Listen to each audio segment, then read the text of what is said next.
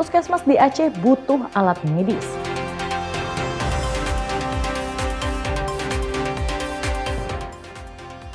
AHY beri motivasi pelajar.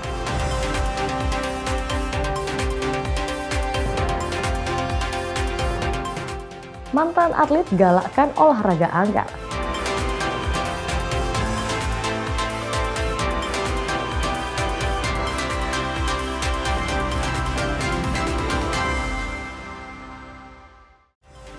Assalamualaikum, selamat pagi saudara. Kompas Pagi hari ini hadir dengan beragam informasi penting dan menarik dari Sumatera bagian utara.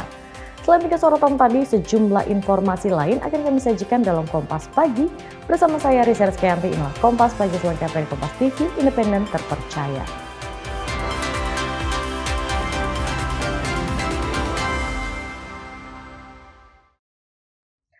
2 bulan pasca bencana Aceh, sebanyak 12 puskesmas di Aceh Tamiang sudah beroperasi kembali. Namun kebutuhan alat medis masih minim.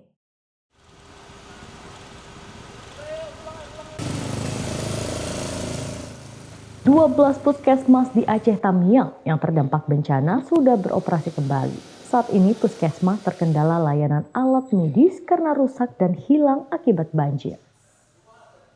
Soal kurangnya alat medis di puskesmas, Dinas Kesehatan Aceh Tamiang sudah melakukan pendataan dan telah dikoordinasikan dengan Kementerian Kesehatan. Mustaqim, Kepala Dinas Kesehatan Aceh Tamiang, menargetkan secepatnya untuk bantuan pemenuhan alat-alat medis di puskesmas yang terdampak, agar operasi dan pelayanan kesehatan pada warga dapat optimal kembali. Sudah kita melakukan proses identifikasi dan beserta dengan rekapitulisasi agar dilakukan proses pemenuhan yang kita koordinasi dengan Kementerian Kesehatan Republik Indonesia. Mudah-mudahan akan ada bantuan yang akan didiskusikan ke Kabupaten Aceh Tamiang kepada 12 puskesmas yang terdampak banjir untuk dapat beroperasional penuh dan sesuai dengan standar. Mustaqim juga menambahkan, pada Hari Gizi Nasional ini program pemberian makan bayi dan anak-anak perdana dijalankan di Aceh Tamiang. Tepatnya di posko pengungsi dan kampung durian. Nantinya akan dibangun posko yang sama di setiap huntara. Tim Liputan Kompas TV, Aceh Tamiang, Aceh. Bangunan sekolah SMK Negeri 2 Karangbaru di Aceh Tamiang belum diperbaiki. Kondisi bangunan sekolah masih dipenuhi lumpur, akibatnya kegiatan sekolah belum bisa kembali normal. Hingga kini aktivitas di SMKN 2 Karangbaru, Aceh Tamiang belum kembali normal. Belum ada ruangan yang bisa digunakan untuk proses belajar mengajar. Saat ini material lumpur sisa banjir masih memenuhi seluruh ruangan. Selain ruangan, sarana prasarana lainnya seperti kursi, meja, dan alat pembelajaran juga rusak diterjang banjir. Meski nantinya ruangan sudah bisa digunakan, dikhawatirkan pembelajaran tidak maksimal akibat alat-alat praktik siswa yang sudah rusak. Kepala sekolah bilang saat ini siswa sudah masuk untuk berinteraksi dengan teman-teman dan guru. Pihak sekolah mengaku kesulitan untuk menempatkan siswa akibat sebagian besar lingkungan sekolah masih tertutup lumpur. Tidak mungkin kita apelkan anak-anak di tengah lumpur kan. Jadi itu yang sedang kita usahakan. Jadi kebutuhan awalnya itu kalau versi saya itu saya menganggap itu mereka itu seragam mereka. Memang nggak ada lagi yang seperti Mas lihat ada yang duduk-duduk berapa orang yang memang udah datang itu nggak memiliki seragam sama sekali. Cuman sudah ada iming-iming janji dari pemerintah itu sudah dikirim katanya untuk paket school kit untuk anak-anak. Pembersihan di sekolah ini masih terus dilakukan oleh guru dan relawan yang bertugas. Alat berat juga sudah terlihat untuk mempercepat upaya pembersihan, salah satunya untuk mengeluarkan material lumpur dari lingkungan sekolah. Emir Syahpurba, Roganda Malau, Kompas TV Aceh Tamiang, Aceh. Pemerintah PD Jaya terus melakukan pembangunan hunian sementara untuk ribuan warga yang terdampak banjir akhir November 2025 lalu. Progres pembangunan sudah berjalan 50%.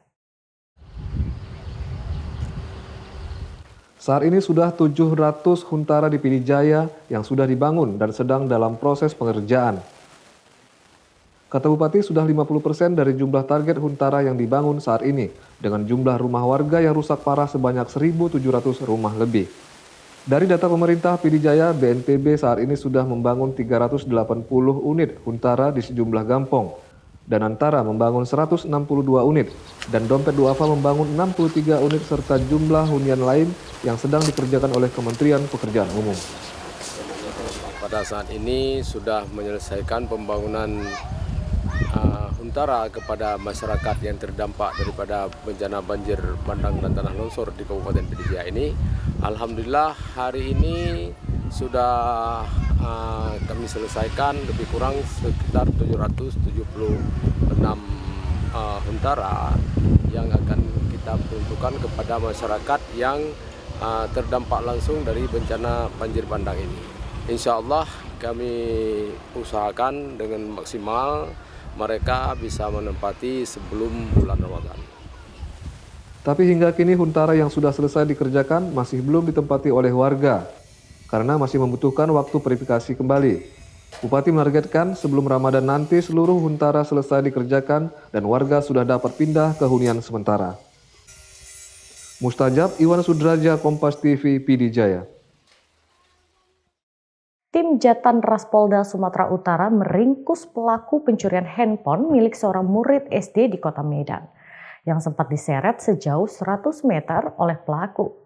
Pelaku diringkus di tempat persembunyiannya di Provinsi Riau. Ini adalah rekaman CCTV yang merekam detik-detik ketika pelaku berupaya membawa kabur handphone korban yang saat kejadian sedang berada di rumah seorang diri. Peristiwa yang terjadi 2 pekan lalu di kawasan Medan Mareran ini sempat viral di media sosial. Usai keberanian korban yang masih duduk di bangku kelas 3 SD berupaya menggagalkan aksi pencurian yang menimpanya, meskipun harus terseret sepeda motor sejauh 100 meter dan mengalami sejumlah luka. Korban berhasil selamat karena pelaku sadar telah menyeret bocah kecil tersebut. Setelah pelaku berhenti, HP milik korban juga dikembalikan. Namun aksi jahat pelaku tetap berproses berurusan dengan polisi. Tim Jatan Ras Polda Sumatera Utara kemudian menangkap pelaku di tempat persembunyiannya di Provinsi Riau. Pelaku mengakui seluruh perbuatannya dan mengaku sudah berulang kali melakukan hal serupa. Modusnya pelaku selalu berkeliling menggunakan sepeda motor seorang diri dan mengincar barang-barang elektronik yang mudah dibawa kabur. Direktur Reserse Kriminal Umum Polda Sumatera Utara Komisaris Besar Polisi Riko Taruna Mauruh bilang, pelaku yang ditangkap berstatus residivis dan setidaknya sudah 2 kali dipenjara. Pelaku bahkan pernah diamuk warga saat kedapatan mencuri, namun kemudian dibebaskan karena tidak ada korban. Tersangka merupakan residivis tindak pidana pencurian dan telah menjalani hukuman sebanyak 2 kali di lapas pada tahun 2019 dan 2021 dan perkara pencurian laptop di Polres yang diproses di Polsek Sunggal. Tersangka sudah sering melakukan pencurian berupa handphone, laptop di daerah Medan Baru, Umsu, Tanjung Merawa, Medan. Dalam kasus ini, selain menangkap pelaku, polisi juga menyita sejumlah barang bukti, termasuk sepeda motor yang digunakan pelaku saat beraksi. Sepeda motor itu juga digunakan pelaku untuk kabur ke Provinsi Riau. Ferry Irawan, Kompas TV, Medan, Sumatera Utara. 9 orang meninggal dunia setelah sebuah minibus ditabrak kereta api di Jalan Abdul Hamid, Kelurahan Tebing Tinggi.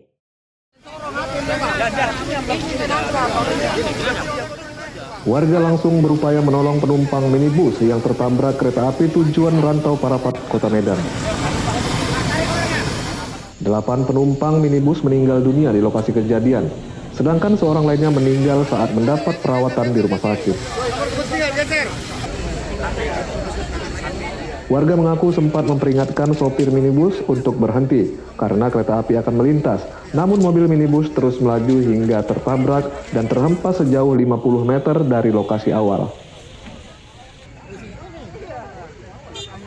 Bapak itu dikasih tahu nggak dihiraukan, lewat aja. Udah, gitu aja.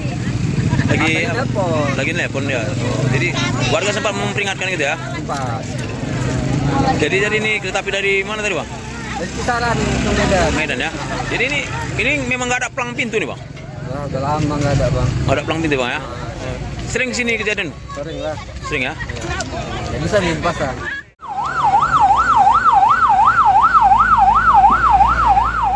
Pelaksana tugas Manajer Humas PT Kereta Api Indonesia di Divre 1 Sumatera Utara, Anwar Yuli Prasetyo menyampaikan duka yang mendalam kepada keluarga korban meninggal dalam peristiwa ini.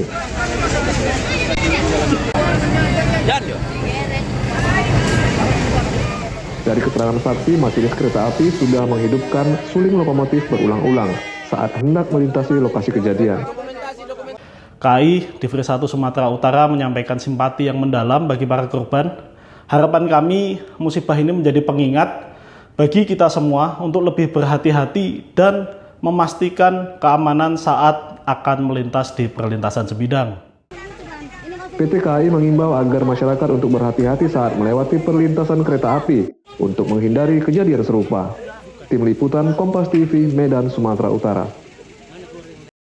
Gubernur Sumatera Utara Bobi Nasution dukung keputusan Presiden Prabowo mencabut izin 28 perusahaan terkait bencana banjir dan longsor di Sumatera. Pasca bencana Sumatera, Presiden Prabowo mencabut izin 28 perusahaan yang dinilai melanggar aturan pemanfaatan kawasan hutan. 15 diantaranya berada di wilayah Sumatera Utara yang terdiri dari 13 perusahaan pemanfaatan hutan dan 2 perusahaan non-kehutanan. Gubernur Sumatera Utara Bobi Nasution menyatakan dukungan atas langkah pencabutan izin perusahaan tersebut. Rusak lingkungan, kita sangat mendukung yang memang terbukti menjadi bagian penyebab dari bencana ini, tentu sangat kita support sekali. Dari pemerintah provinsi juga salah satu perusahaan itu kita rekomendasi untuk ditutup ya. Tim Liputan Kompas TV Medan, Sumatera Utara. AHY beri motivasi pelajar, saksikan usai jeda.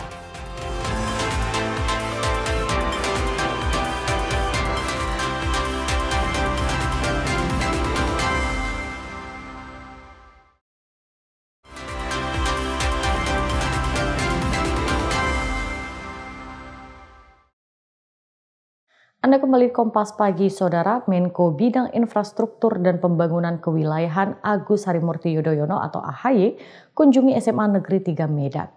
Dalam kunjungannya, Agus memberikan motivasi ke siswa-siswi SMA Negeri 3 Medan.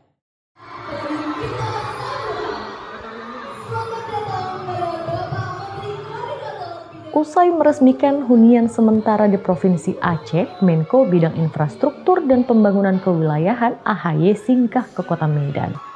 Dalam kunjungannya di Medan, AHY menyempatkan berkunjung ke Sekolah Menengah Atas Negeri 3 Medan.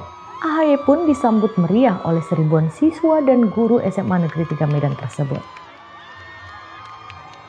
Agus Harimurti Yudhoyono langsung memberikan sambutan dan motivasi ke seluruh siswa-siswi yang ada di lokasi. Dalam sambutannya, AHY menceritakan perjalanannya mulai dari sekolah SMA Taruna, masuk Akademi Militer hingga saat ini diangkat sebagai menteri. Selain itu, AHY juga sempat menyinggung kekalahannya saat ikut kontestasi di bidang politik. Ketua Umum Partai Demokrat ini juga menjelaskan jika di masa sekolah pentingnya berorganisasi, karena bisa membentuk karakter para siswa-siswi nantinya. AHY juga menjelaskan dirinya optimis melihat generasi muda di dunia pendidikan. AHY menambahkan, hal ini bisa mewujudkan cita-cita Indonesia Emas 2045. Siswa-siswi yang saya bisa menangkap energi besar, energi positif, dan mudah-mudahan sekali lagi kita terus bisa membangun kualitas sumber daya manusia kita. Saya kemarin diundang oleh Pak Iman Syarubis, sahabat saya yang juga salah satu alumni SMA Negeri 3 Medan ini, dan saya terharu karena sambutan yang begitu meriah.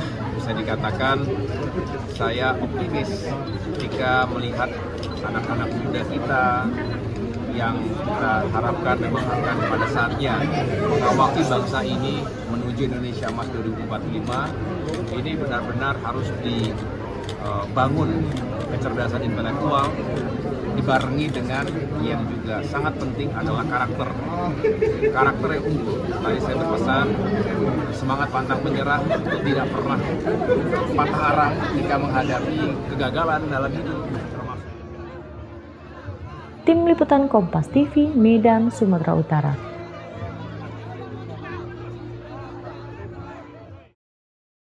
Saudara Menteri Koordinator Bidang Infrastruktur dan Pembangunan Kewilayahan Agus Harimurti Yudhoyono meresmikan hunian sementara di Kabupaten Aceh Tamiang.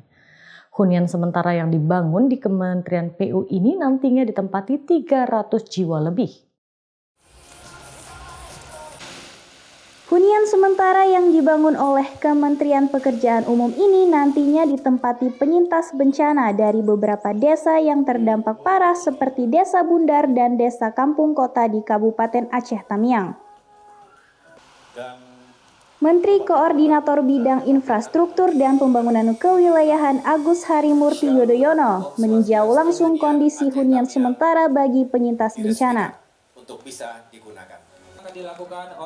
Agus Harimurti Yudhoyono bilang, huntara yang dibangun ini bisa menampung 336 jiwa dengan berbagai fasilitas yang lengkap. Selain itu, huntara yang dibangun didesain dapat meredam panas dan memiliki sirkulasi udara yang baik. Tapi nanti pada saatnya kita juga masuk ke hunian-hunian tetap, ini juga harus kita pastikan tata ruangnya juga sesuai. Kami punya komitmen bahwa tidak hanya membangun kembali, tetapi membangun lebih baik. Membangun dengan ekosistemnya. Dan yang paling penting adalah jangan kembali kita berada di daerah yang sudah secara empiris rentan terhadap bencana. Sejauh ini hampir 3.000 unit huntara dibangun di Aceh Tamiang. Emir Syapur Baro Gandamalo, Kompas TV Aceh Tamiang Aceh. Pasca bencana Sumatera, sejumlah pedagang di Aceh Tamiang Aceh kembali beraktivitas meski dengan keterbatasan. Banjir bandang di Aceh Tamiang tidak hanya menghancurkan rumah warga, namun juga menghentikan perekonomian. Sejumlah pedagang yang harus berhenti berjualan kini kembali berdagang meski dengan keterbatasan. Seperti pedagang nasi di Karangbaru, Aceh Tamiang yang mengaku cukup sulit untuk kembali berjualan. Akibat perlengkapan dagangannya yang hancur dan hilang karena banjir November 2025 lalu. Saat ini status tanggap darurat bencana kembali diperpanjang Pemkab Aceh Tamiang hingga 3 Februari mendatang. Ya banyak yang berjualan, tapi banyak juga yang rumahnya hanyut itu ya belum bisa berjualan gitu. Karena mereka juga sibuk mikirin rumah, jadi belum ada jualan juga gitu. Modal tempat usaha, barang-barang usaha yang kayak gini, banyak juga kan yang hanyut-hanyut. Tim Liputan Kompas TV Aceh Tamiang Aceh. TNI Angkatan Darat dari Yonzipur 5 menuntaskan pembangunan jembatan gantung di pedalaman Kecamatan Sawang, Aceh Utara. Jembatan yang menjadi akses strategis penghubung antar desa ini sempat hancur total akibat banjir besar. Jembatan gantung inilah yang kini kembali menghubungkan Desa Lok Kuyun, Kecamatan Sawang, Aceh Utara dengan sejumlah wilayah sekitarnya serta menjadi akses penghubung menuju Kecamatan Makmur, Kabupaten Biren. Jembatan ini hancur total diterjang banjir besar akhir November lalu. Akibatnya aktivitas warga sempat terganggu karena harus menempuh jalur alternatif yang lebih jauh, bahkan menggunakan rakit dengan risiko tinggi. Desa Lok Kuyun, di mana mereka juga perlu akses ke sana, ke kebun mereka, kemudian dari warga Lok Gajah, Lok Bayu, kemudian Kurungbaro, anak-anak yang dari seberang sana 3 desa ini mereka sekolahnya di sini, baik SD, SMP, MIN, dan SMK.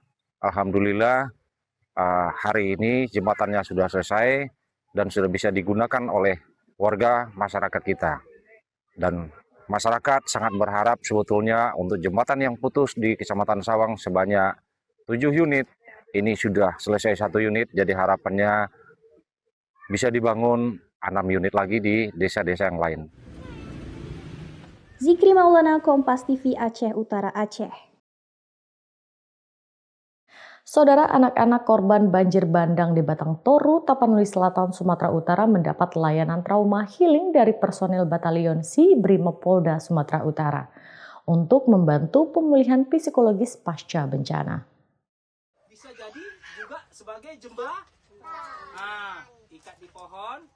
Kegiatan trauma healing ini digelar di TK Abah Huta Godang, Batang Toru. Melalui permainan dan edukasi ringan, anak-anak diajak kembali ceria sekaligus dikenalkan langkah dasar antisipasi bencana banjir. Begitu berenang, apa yang Anda lakukan?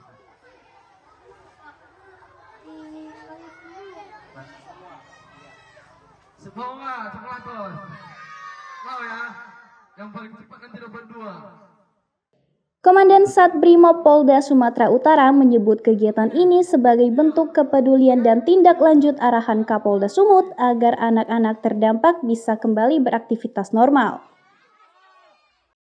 Jajaran kami Sat Brimob Polda Sumatera Utara sesuai arahan Bapak Danko Brimob Polri dan juga atas bimbingan Bapak Kapolda Sumatera Utara, kami melaksanakan trauma healing bagi anak-anak yang terdampak, khususnya yang berada di Tapanuli Selatan, yaitu di daerah Huta Godang, Ingadol, dan juga Garuda. Itu yang kami laksanakan beberapa hari ini. Tim Liputan Kompas TV Tapanuli Selatan, Sumatera Utara. Pedagang daging di Medan jual harga normal. Saksikan usai jeda.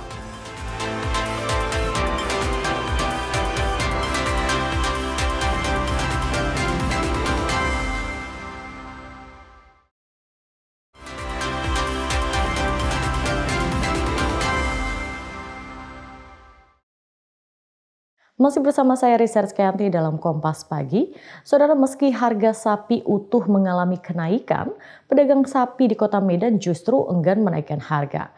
Per kilogram dijual Rp130.000.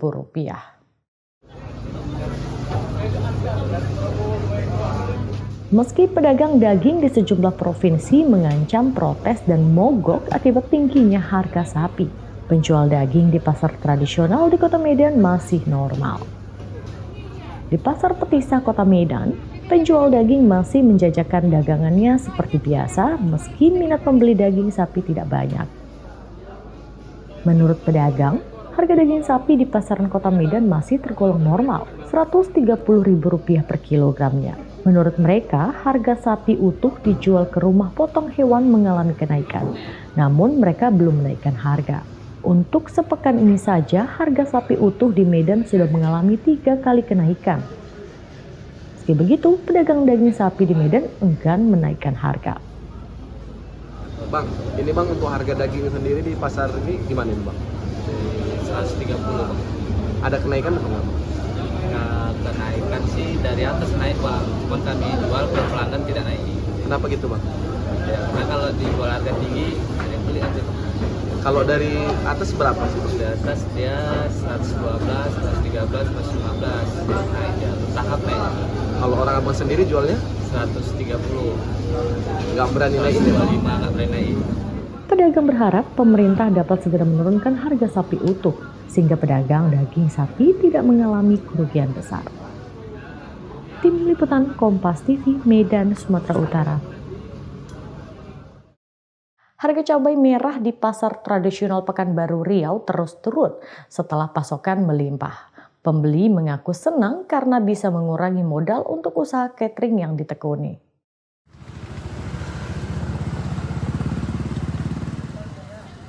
Pantauan di Pasar Kodim, Kecamatan Senapelan, Kota Pekanbaru Riau, harga cabai merah terus merosot menjadi Rp25.000 hingga Rp30.000. Sebelumnya komoditas cabai merah sempat menyentuh Rp100 hingga Rp130.000 per kilogram. Faktor yang mempengaruhi turunnya harga cabai merah saat ini adalah pasokan yang mulai melimpah di tingkat pedagang.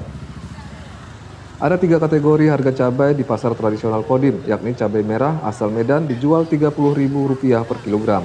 Cabai merah asal Bukit Tinggi dijual Rp40.000 per kilogram. Sementara cabai merah yang kualitasnya kurang bagus dijual pedagang dengan harga Rp25.000 per kilogram. Seorang pembeli bilang turunnya harga cabai membuat dirinya senang, mengingat cabai yang dibeli untuk kebutuhan usaha catering miliknya. Harga cabai yang murah bisa menghasilkan untung yang lumayan. Ini kilonya Rp25.000, tapi yang udah dikopek ya. Biasanya berapa Bu? Oh, tidak ada udah turun kemarin sampai 60-50. Tanggapannya Bu dengan adanya cabai turun nih Bu? Sangat senang. Cabai itu turun, kita senang. Emak-emak pun semangat masak. Tapi kalau udah 70-100 ribu cabai, emak-emak tuh bawaannya stres. Makan apa? Nggak pedas tuh nggak enak. Tadi beli berapa kilo Bu? Ini rencana mau beli 1,5 kilo. Takutnya besok naik kan? Iya. Karena kalau besok 100 ribu kan aku kan untung. Di hari ini harganya 25 ribu. Harga cabai merah diakui pedagang mulai turun sejak sepekan terakhir, yang dipengaruhi stok cabai merah melimpah. Sementara komoditas lain seperti cabai rawit asal Bukit Tinggi masih tergolong mahal, yakni 70 hingga 80 ribu rupiah per kilogram. Komoditas tomat dan kentang harganya masih normal, berkisar 10 hingga 15 ribu rupiah per kilogram. Sawino Ardi, Kompas TV, Pekanbaru, Riau. Saudara, seorang pelaku pencurian emas di Kampar Riau dibekuk polisi saat bersembunyi di rumah warga.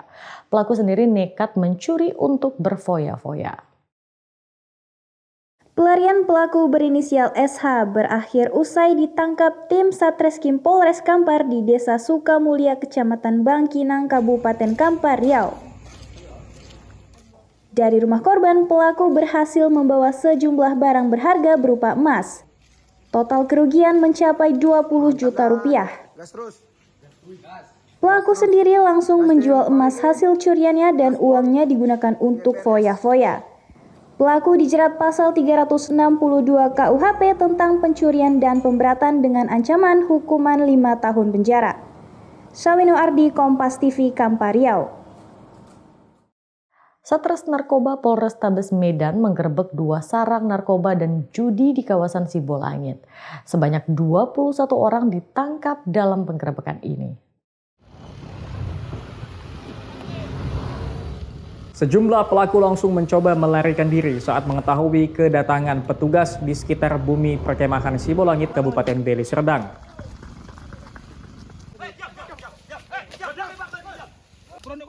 Dari barak narkoba yang sengaja dibangun di tengah kawasan hutan, petugas mengamankan barang bukti narkotika jenis sabu dan ganja. Petugas juga menemukan 2 mesin judi jenis tembak ikan yang ditempatkan di barak judi yang letaknya hanya berjarak beberapa meter dari barak narkoba. Selain menggerebek sarang narkoba dan judi di seputaran bumi perkemahan Sibolangit, polisi juga menggerebek 1 sarang narkoba lain yang berada di Jalan Lintas Medan Brastagi. Di lokasi kedua, polisi menyita 2 mesin judi jenis tembak ikan, 1 mesin judi jackpot, dan beberapa kartu yang digunakan sebagai media perjudian.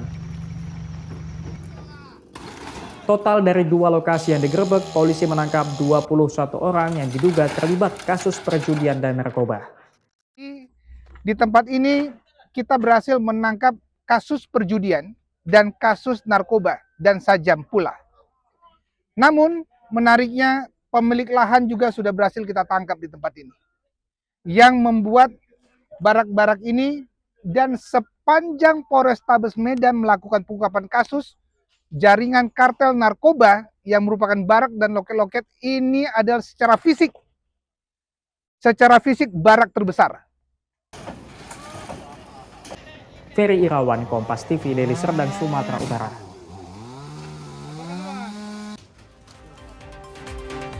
Olahraga anggar dikembangkan. Saksikan usai jeda.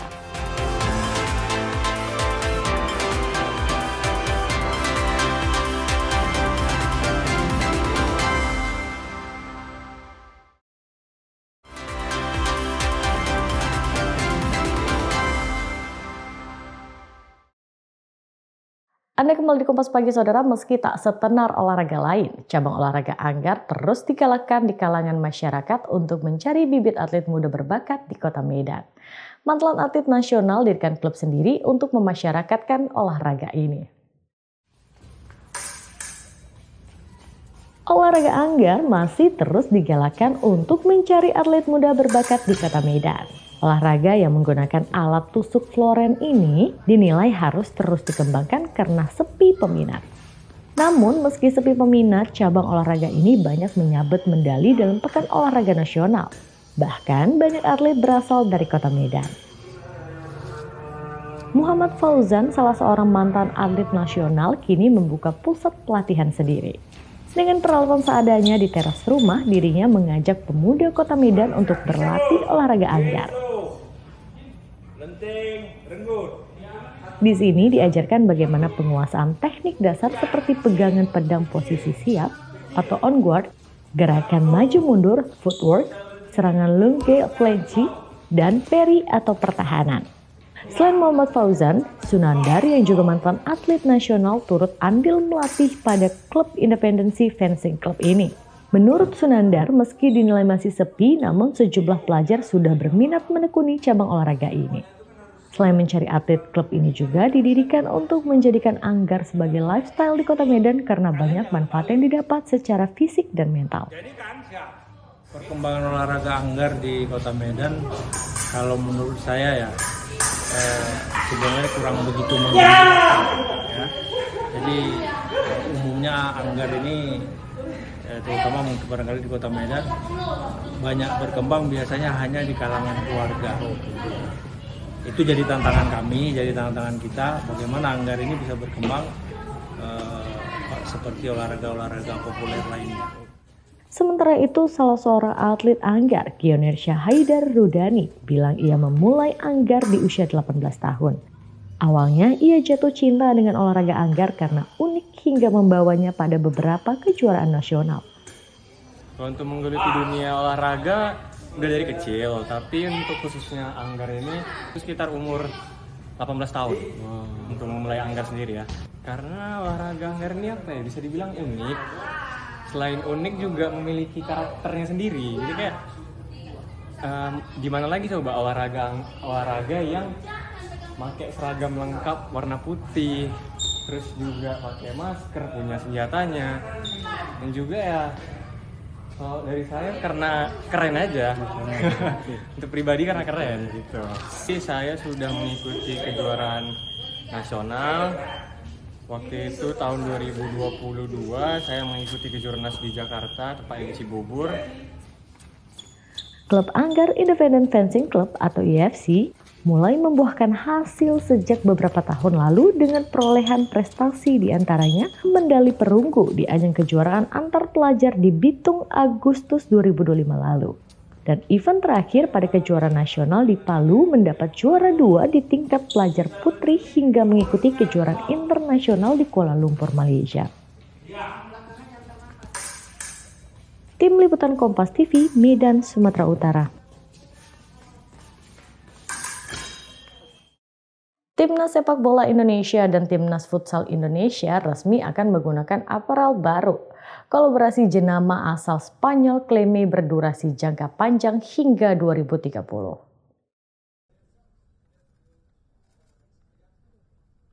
PSSI melalui PT Garuda Sepak Bola Indonesia resmi mengumumkan kerjasama dengan Kelme sebagai aparel resmi tim sepak bola nasional Indonesia terhitung 1 Maret 2026 dengan durasi 4 tahun sampai 2030.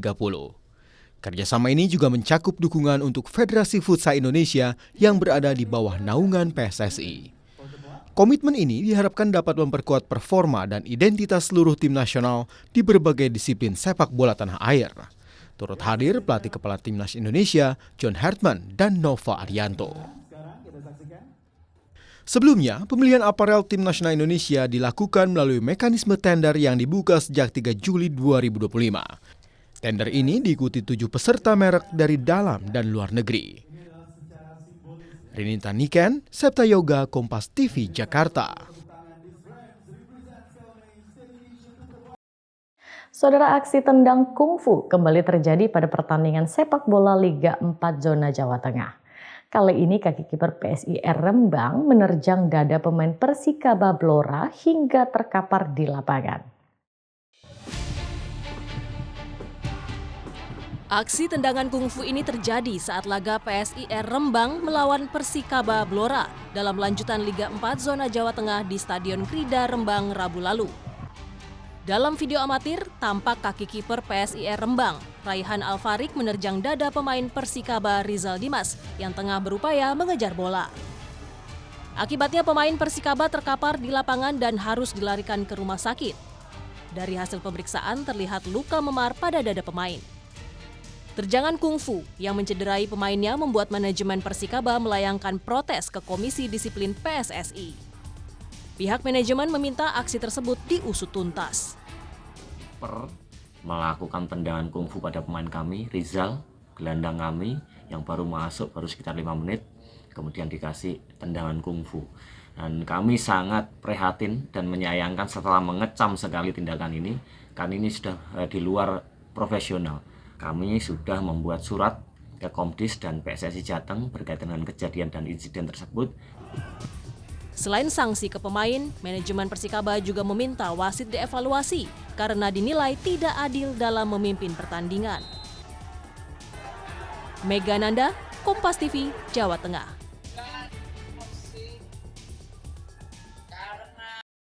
Saudara, sejumlah wakil Indonesia berjaya di babak 16 besar Indonesia Master 2026.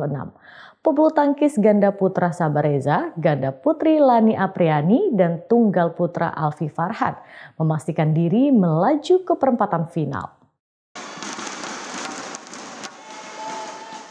Tunggal putra Indonesia Muhammad Zaki Ubaidillah jumpa wakil India Kiran George di 32 besar. Sempat tertinggal 4-10, pebulu tangkis 18 tahun membalikan keadaan 17-15.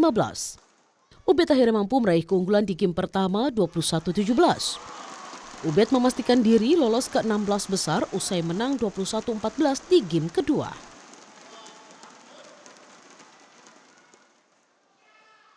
Di sektor ganda campuran, pasangan unggulan 6 Jafar Hidayatullah Felicia Alberta Nathaniel Pasaribu amankan tiket babak 16 besar.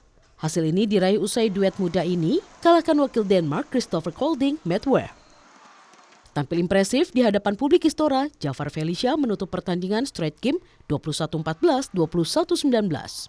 Dari lawan ada perubahan permainan, terus kita juga lambat mengantisipasi perubahan permainannya, terus ada perubahan kondisi angin juga bikin kita penyesuaian lagi, terus juga ya secara non teknisnya aja sih yang perlu diperhatiin, terus fokus pada game plan, terus ya udah biarin aja lawan mau main gimana, mau semua gebu-gebu apa, berarti kita fokus sama strategi kita dan dapat poin.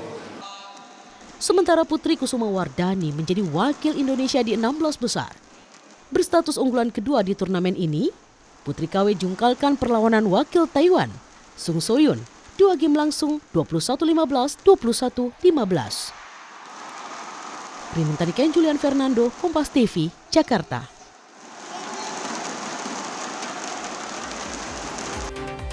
Puskesmas di Aceh butuh alat medis, saksikan usai jeda.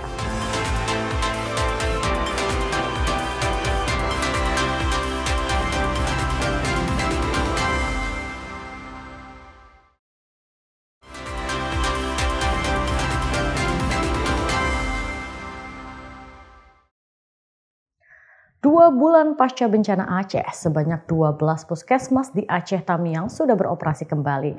Namun kebutuhan alat medis masih minim.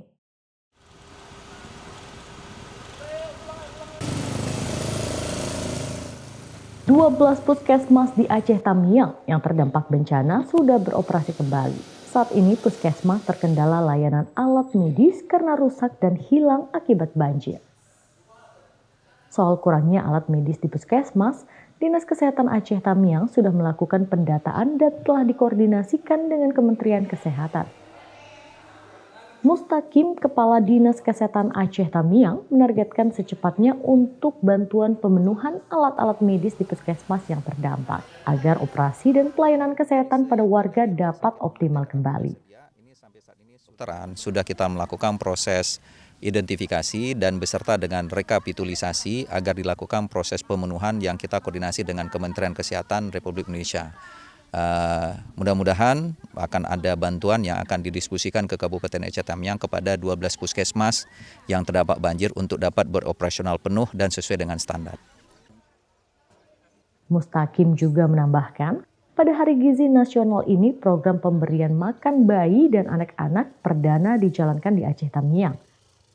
Tepatnya di posko pengungsi dan kampung durian.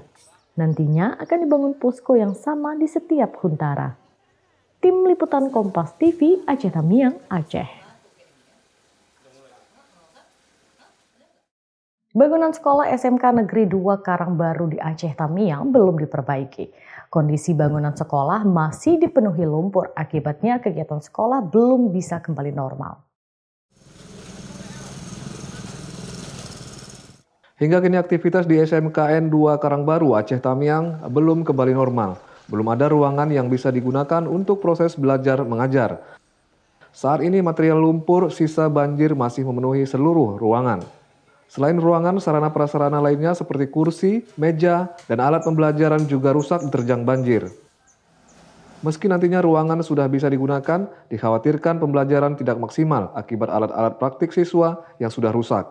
Kepala sekolah bilang saat ini siswa sudah masuk untuk berinteraksi dengan teman-teman dan guru. Pihak sekolah mengaku kesulitan untuk menempatkan siswa akibat sebagian besar lingkungan sekolah masih tertutup lumpur. Tidak mungkin kita apelkan anak-anak di tengah lumpur kan.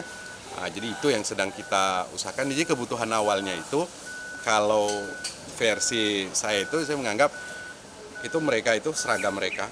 Memang nggak ada lagi yang seperti Mas lihat ada yang duduk berapa orang yang memang udah datang itu nggak memiliki seragam sama sekali. Cuman sudah ada iming-iming janji dari pemerintah itu sudah dikirim katanya untuk paket school kit untuk anak-anak. Pembersihan di sekolah ini masih terus dilakukan oleh guru dan relawan yang bertugas. Alat berat juga sudah terlihat untuk mempercepat upaya pembersihan, salah satunya untuk mengeluarkan material lumpur dari lingkungan sekolah. Emir Syahpurba, Roganda Malau, Kompas TV Aceh Tamiang, Aceh. Pemerintah PD Jaya terus melakukan pembangunan hunian sementara untuk ribuan warga yang terdampak banjir akhir November 2025 lalu. Progres pembangunan sudah berjalan 50%. Saat ini sudah 700 huntara di PD Jaya yang sudah dibangun dan sedang dalam proses pengerjaan. Kata Bupati sudah 50% dari jumlah target huntara yang dibangun saat ini, dengan jumlah rumah warga yang rusak parah sebanyak 1.700 rumah lebih. Dari data pemerintah PD Jaya, BNPB saat ini sudah membangun 380 unit huntara di sejumlah gampong, dan Antara membangun 162 unit, dan Dompet Duafa membangun 63 unit serta jumlah hunian lain yang sedang dikerjakan oleh Kementerian Pekerjaan Umum. Pada saat ini sudah menyelesaikan pembangunan huntara kepada masyarakat yang terdampak daripada bencana banjir bandang dan tanah longsor di Kabupaten PD Jaya ini. Alhamdulillah hari ini sudah kami selesaikan lebih kurang sekitar 776 huntara yang akan kita peruntukkan kepada masyarakat yang terdampak langsung dari bencana banjir bandang ini. Insya Allah kami usahakan dengan maksimal mereka bisa menempati sebelum bulan Ramadan. Tapi hingga kini huntara yang sudah selesai dikerjakan masih belum ditempati oleh warga, karena masih membutuhkan waktu verifikasi kembali. Bupati menargetkan sebelum Ramadan nanti seluruh huntara selesai dikerjakan dan warga sudah dapat pindah ke hunian sementara. Mustajab, Iwan Sudraja, Kompas TV, PD Jaya. Tim Jatan Ras Polda Sumatera Utara meringkus pelaku pencurian handphone milik seorang murid SD di Kota Medan yang sempat diseret sejauh 100 meter oleh pelaku. Pelaku diringkus di tempat persembunyiannya di Provinsi Riau. Ini adalah rekaman CCTV yang merekam detik-detik ketika pelaku berupaya membawa kabur handphone korban yang saat kejadian sedang berada di rumah seorang diri. Peristiwa yang terjadi 2 pekan lalu di kawasan Medan Mareran ini sempat viral di media sosial. Usai keberanian korban yang masih duduk di bangku kelas 3 SD berupaya menggagalkan aksi pencurian yang melimpahnya, meskipun harus terseret sepeda motor sejauh 100 meter dan mengalami sejumlah luka. Korban berhasil selamat karena pelaku sadar telah menyeret bocah kecil tersebut. Setelah pelaku berhenti, HP milik korban juga dikembalikan. Namun aksi jahat pelaku tetap berproses berurusan dengan polisi. Tim Jatan Ras Polda Sumatera Utara kemudian menangkap pelaku di tempat persembunyiannya di Provinsi Riau. Pelaku mengakui seluruh perbuatannya dan mengaku sudah berulang kali melakukan hal serupa. Modusnya pelaku selalu berkeliling menggunakan sepeda motor seorang diri dan mengincar barang-barang elektronik yang mudah dibawa kabur.